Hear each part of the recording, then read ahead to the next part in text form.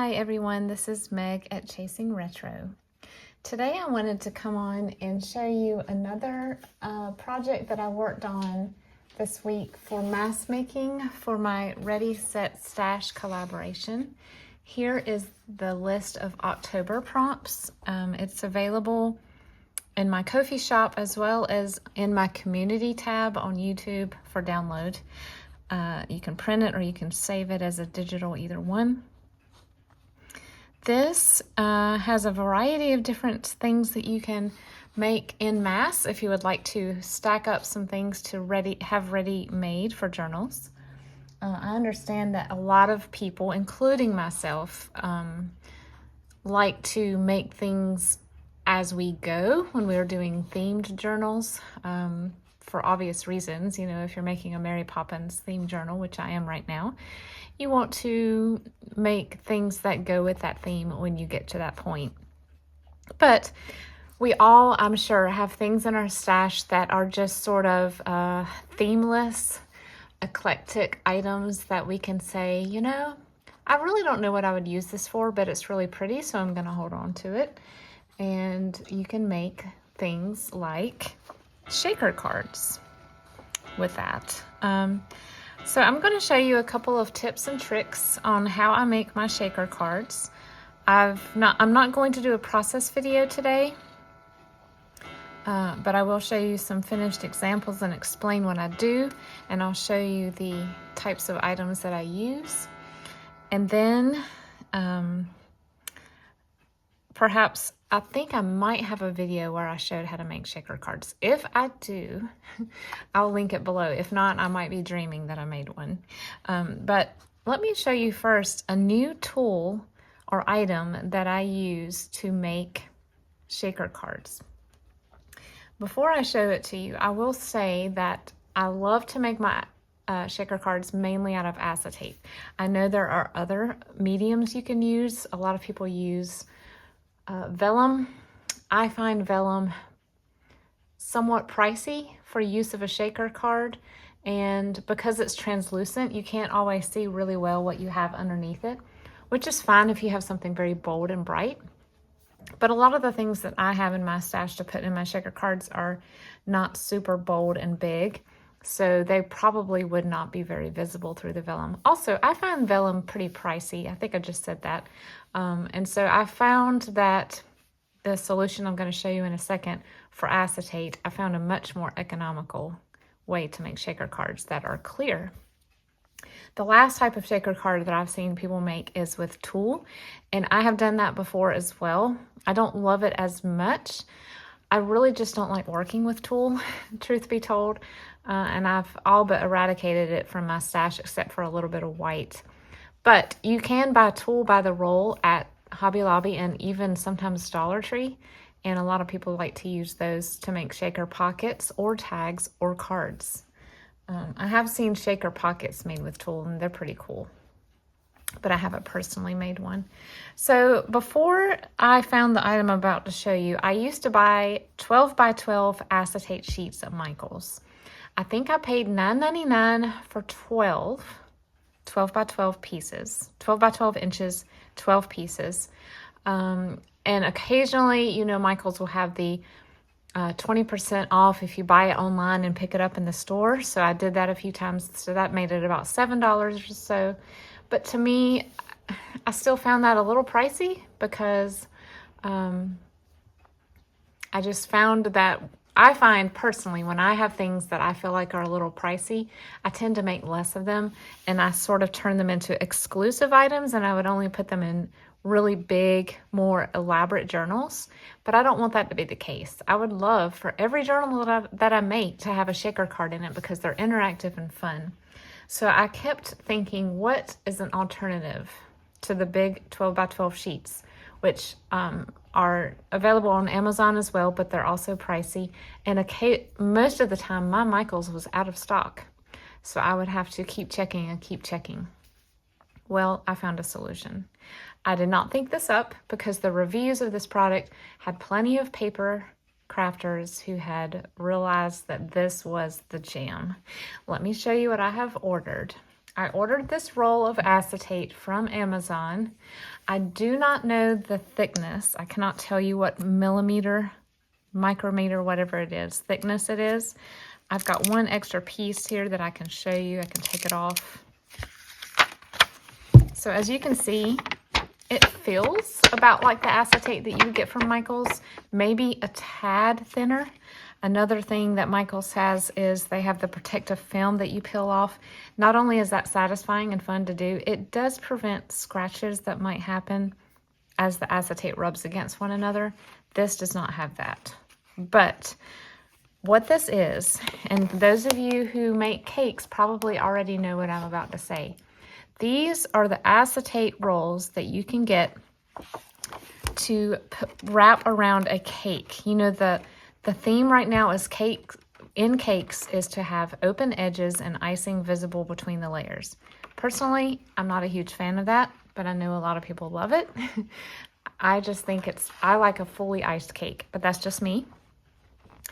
But I started wondering, I wonder if you can buy this cheaper per inch on Amazon than I could get sheets of acetate. Oh, yes, you can. I cannot tell you the exact math, the calculations, but my son and I sat down and figured it out one day, how much I was paying per inch for the flat sheets from Michaels versus this roll, which I believe is 8 inches. 1, 2, 3, 4, 5. Yes, I bought the 8-inch tall roll. They also make it in 10 and 12 inches. So I bought the shortest one, and I did that because most of the cards that I make are 3.5 by 5. So I could fit 2 3.5 cards on this roll and have very little leftover scrap. That's another thing. I hate throwing away scraps. Even if it's a piece that big, it's really too small for a shaker card. You won't have any movement, but it just killed me to throw those little pieces away. So if you make larger shaker cards, you may want to invest in the 10 or 12 inch tall roll. I want to say this is 65 feet. I will link this product below. I will link the 8-inch one because that's what I have here. I will put it in my Amazon affiliates list. You don't have to buy it through my affiliate program. You can just go to the product, and then within the product, you'll see that you can also make selections for the larger, taller rolls. This has worked beautifully. Not only is it easy to store because it's compact and I can just put a rubber band around it, it is the perfect thickness. It is 100% clear, no scratches. The first one around I did remove because it was a little scratched, but after that, it is great.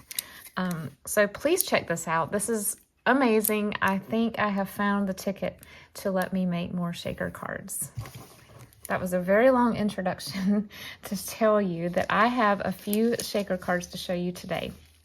Now, let me preface also by saying so many people make the most amazing shaker cards that have cutouts and stacked layers with the foam tape and all of that. I don't do mine like that, mainly because I do not own a die cut machine. The only way I have to cut out things is through a scan and cut, which is electronic, and it is a beast, and it's really difficult to get out, set up. It's like a whole day. I have to plan ahead and cut a bunch of things ahead when I use it. One day I would love to have a die cutting machine like a Big Shot, but I don't have the space nor the funds for that right now. So I do my own thing. I just make a shaker card with a clear transparent top. The entire background shows and the back is plain, and I'll show you what I mean by that. In other words, I don't do window shaker pockets. I just do 100% coverage shaker pockets. These are 4 that I made for the Mary Poppins journals. In hindsight, I think I put a little bit too much red glitter in this one because you can't see the pictures, and it's starting to get cold here, so the static is in full force. That's why all of these glitters are stuck to the acetate. That's okay though. This is a picture of some little tin soldiers that I wanted to put in the Mary Poppins journals to represent the toys that were in the nursery. And then in here, to add height to my shaker cards and allow for better movement, I usually use seed beads.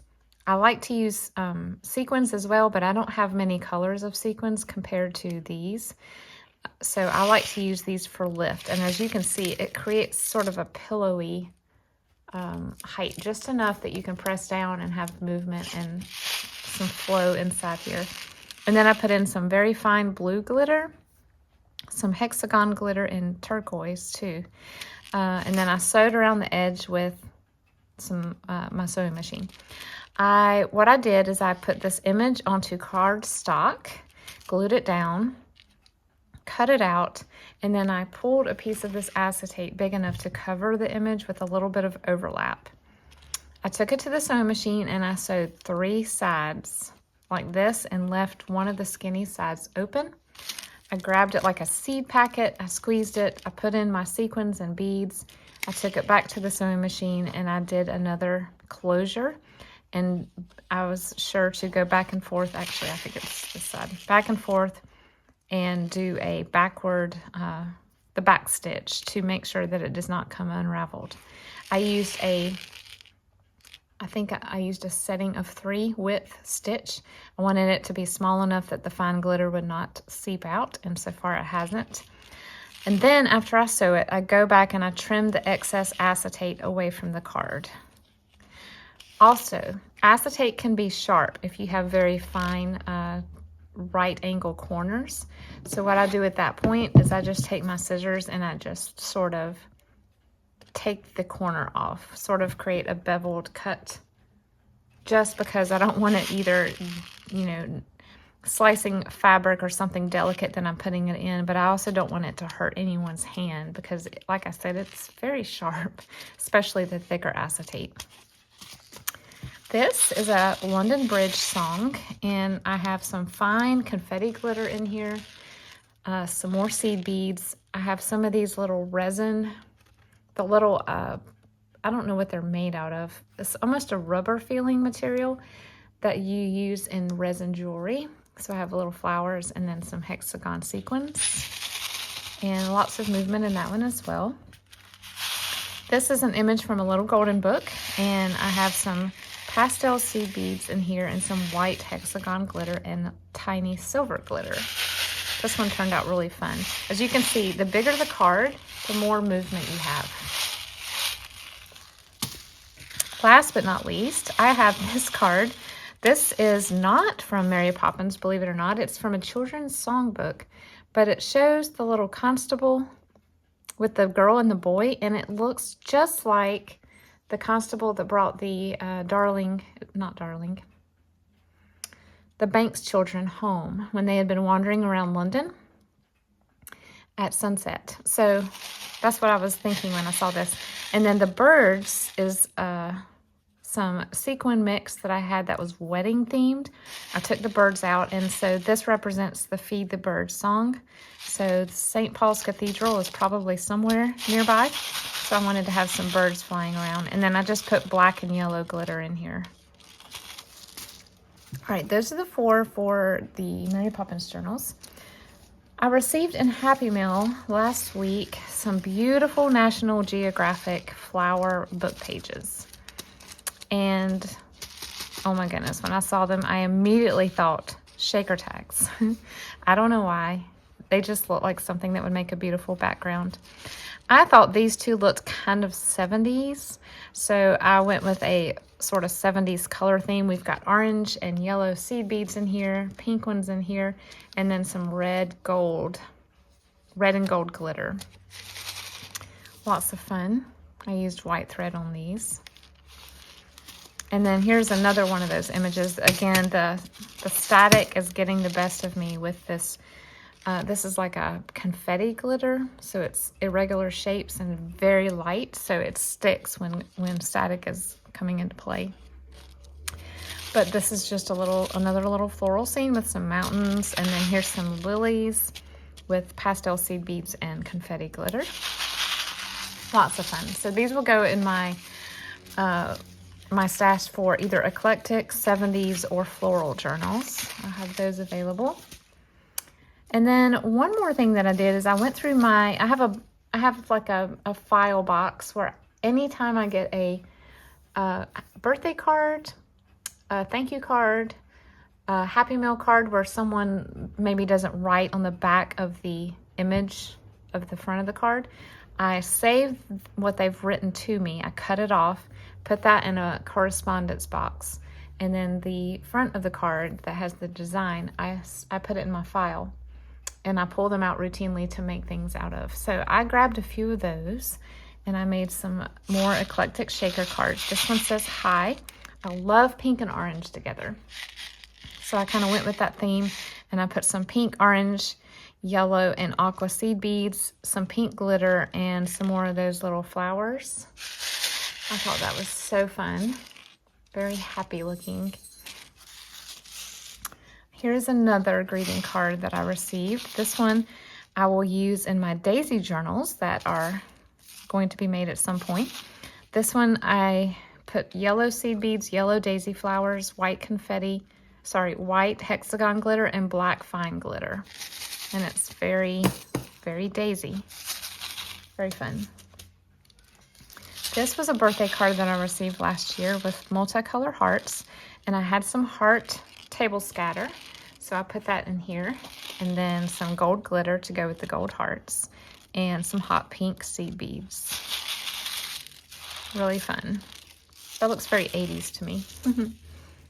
The last two are a little bit different. This was, I bought some stamps, some rubber stamps at Hobby Lobby that were alphabets. And this was the little card. When you open the tin, there was a card on top of the stamps that showed what the stamped letters looked like. And I thought it looked very elementary school-esque, so I saved the card. And then I just turned into a shaker card. So I have some pink. It had no color, it was just black and white, so I decided to add pink and blue. And I think that's purple glitter. This one is a little, you can see how the smaller the shaker card is, the less movement you have. But still, nonetheless, it's still fun. And a great way to reuse packaging. Here's another way that I reused packaging. This is not this acetate. This was a package of stickers that I received from Graby. And it had this sort of